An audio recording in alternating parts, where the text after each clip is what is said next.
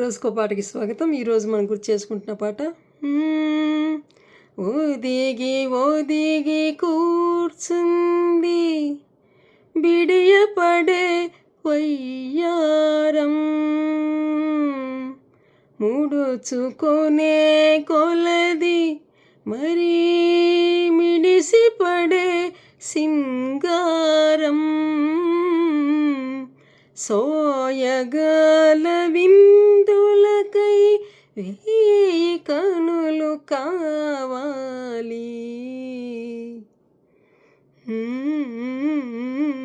ఏదో ఏదో అన్నది ఈ మసక మసక వెలుతురు, గూటి పడవలో విన్నది కొత్త పెళ్ళి కూతురు.